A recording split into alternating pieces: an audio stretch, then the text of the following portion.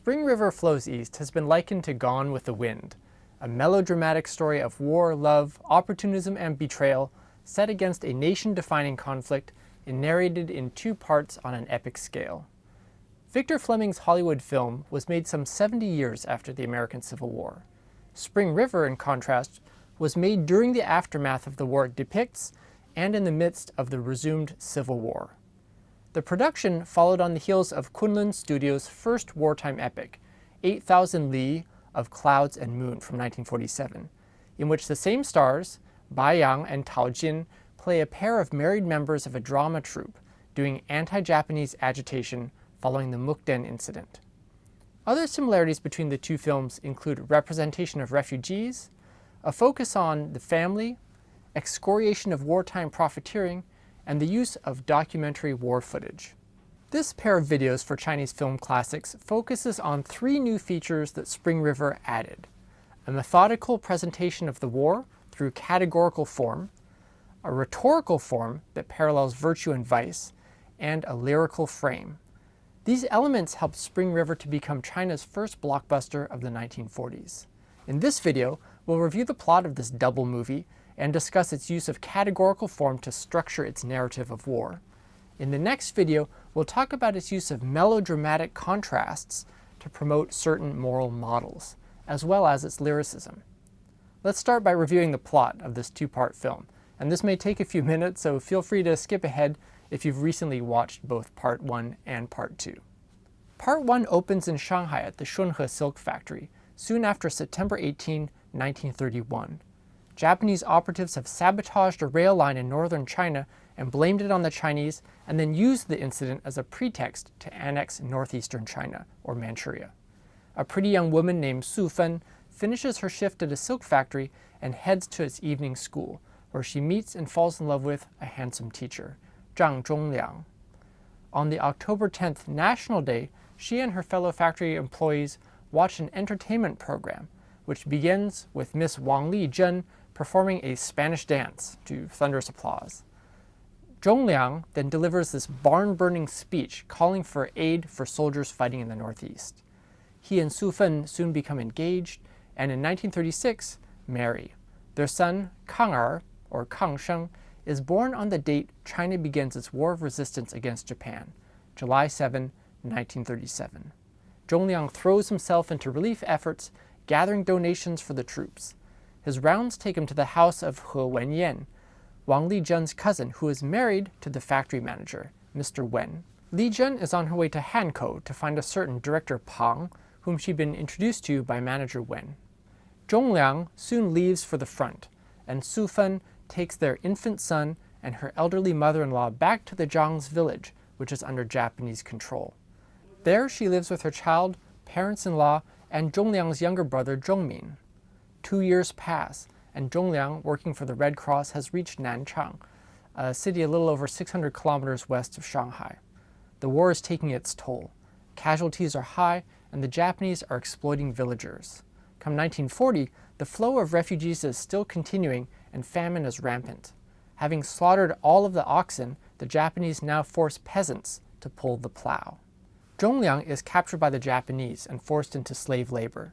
He escapes and makes his way to the city of Chongqing, then called Chungking, the nationalist wartime capital in Sichuan province, where he seeks out Wang Li-zhen. She invites this destitute man to move into her mansion and persuades her adoptive father, Director Pang, to give Zhongliang a sinecure at his trading company. Zhongliang is disgusted at the indolent and hedonistic behavior of the Chongqing set, and he complains to Li-zhen about the lack of resistance spirit, but she just laughs in his face and tells him that he'll get used to it. Meanwhile, the Japanese have hanged Zhongliang's father for speaking up on behalf of the starving villagers. His brother, Zhongmin, has become a guerrilla fighter, and Su Fen has gone back to Shanghai with her son and mother-in-law. There she thrives working at a relief shelter come orphanage, and she earns enough to house them in a shack at the top of an apartment block. Zhongliang, though increasingly filled with self-loathing for his life of idle luxury, begins sleeping with Wang Li-zhen. That very night, a rainstorm hits Shanghai, and Su Fen rushes out into the deluge to protect her vulnerable family. That's part one. Part 2, which is another 90 minutes, opens in Chongqing in the spring or summer of 1945, during what we're told is the latter part of the anti-Japanese war. Zheng marries Wang Lijun and simultaneously is appointed personal secretary to director Pang. Zheng prospers as a wartime profiteer, working by day and partying by night. Soon he sports the slick hairdo and smug mustache, double-breasted suit and cigar of the tycoon, holding court and cutting deals. Japan's defeat brings euphoria, and Zheng flies back to Shanghai first with Pang, leaving Li Zhen behind. Manager Wen, a Japanese collaborator in Shanghai, seeks to remain free on the influence of Pang, but he is promptly arrested and jailed. Zheng immediately begins an affair with Wen's wife, He Wenyan. Su Fen, meanwhile, is desperate for money, and she begins working as a maidservant at none other than He Wenyan's mansion. Li Zhen, who has a new paramour of her own, arrives in Shanghai, and on the car ride from the airport, Kang Sheng, who is now a newspaper boy, is injured while competing to sell a newspaper to the man in the car, his very own father. As Zheng and Wenyan carry on their affair behind Li Zhen's back, it is Su Fen who washes and presses their laundry. He Wenyan invites Li Zhen to a party on National Day 1946, a massive fete at which the newlyweds, Zheng and Li Zhen, are called to dance a tango for the revelers. Su Fen, who is serving drinks at the party, recognizes her husband and collapses on the dance floor. An uproar ensues. Zheng is completely struck dumb. Li Zhen rages about the room. Director Pang accuses Su Fen of extortion, and Wenyan seeks to remove this woman who's causing a scene at her party. But Su Fen tells everyone the truth. She and Zheng have been married for 10 years and have a 9-year-old son. Su Fen then runs out of the mansion and, despite the martial law curfew, eventually finds her way back to the rooftop shack.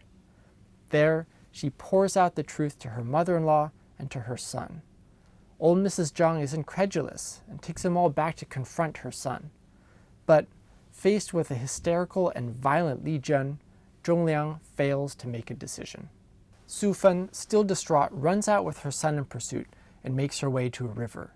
She sends Kang Sheng away to buy food, and during his absence, she throws herself into the river and drowns, leaving behind a note written on the back of the photograph of Zhongmin's family, in which he urges Kang Sheng to emulate his uncle. Old Mrs. Zhang comes to the riverside to bewail the tragedy and denounce her son. The film ends with Zheng just arrived by car with Li Zhen and Wenyan, undecided whether to stay or to go. Spring River was released in Shanghai on October 9, 1947, on the eve of National Day. The anniversary appears at two significant points in the film's plot. In Part 1, Zhongliang's National Day appeal for war relief wins over Su Fen. In Part 2, after both return to Shanghai from their wartime travels, it is at a National Day party at the house of a traitor that Su Fen discovers her husband's betrayal. The film, which ends with the suicide of the heroine and an uncertain future for the shattered family she leaves behind, is thus anything but celebratory. Spring River Flows East shows the violence and corruption of the war, and its impact on one family. Actress Bai Yang plays Su Fen, whose surname we never learn, starring opposite Tao Jin, playing Zhang Zhongliang. She's a beautiful, dutiful, and suffering woman whose life is upturned by the vicissitudes of war. Married to a handsome, patriotic man who volunteers for the war effort, she struggles to keep her family together through 8 years of strife, only to suffer at the end a crushing betrayal.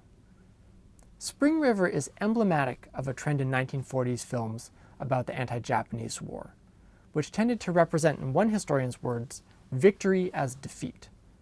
A sense of letdown, disillusionment, frustration, depression, and melancholy defines the basic tone of films like An Ideal Son-in-Law, Diary of a Homecoming, and Spring in a Small Town.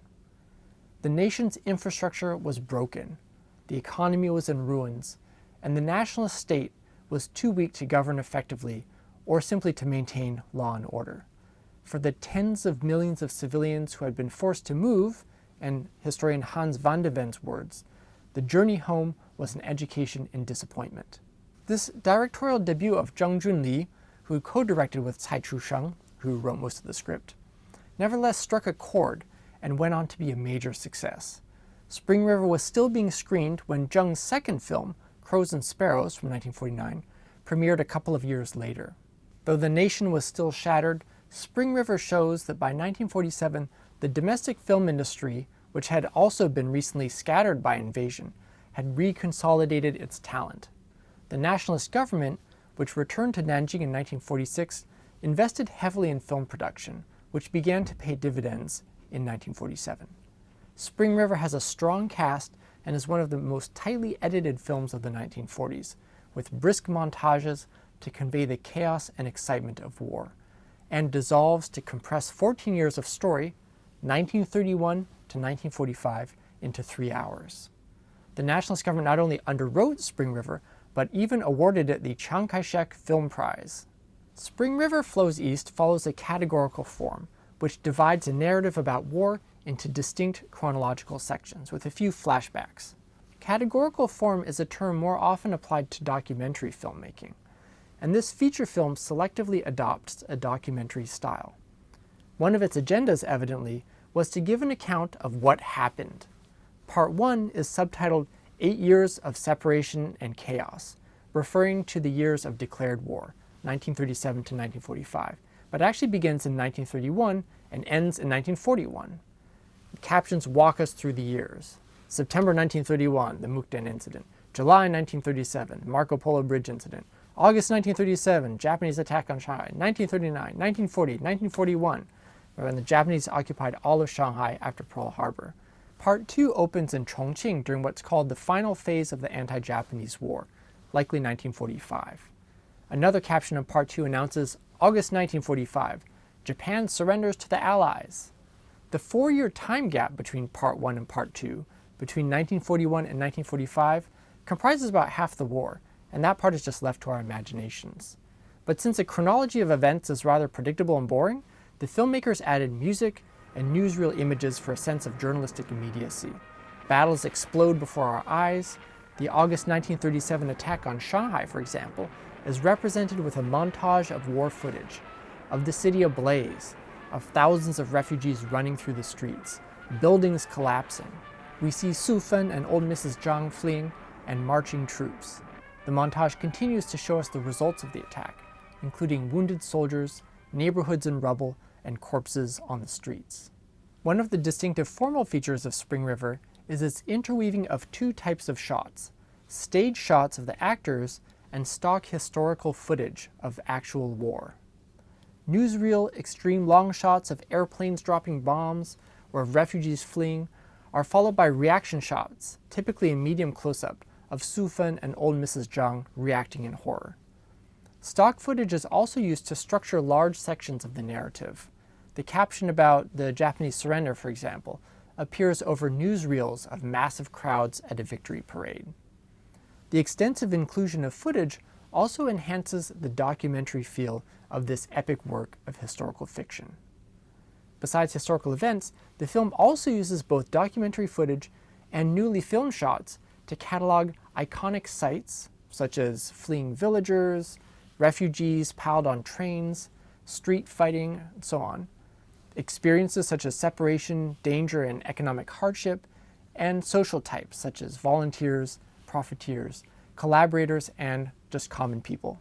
Scenes of economic realism include Su Fen being unable to mail a letter because the cost of postage has gone up 9-fold, and the landlady pressuring her for rent.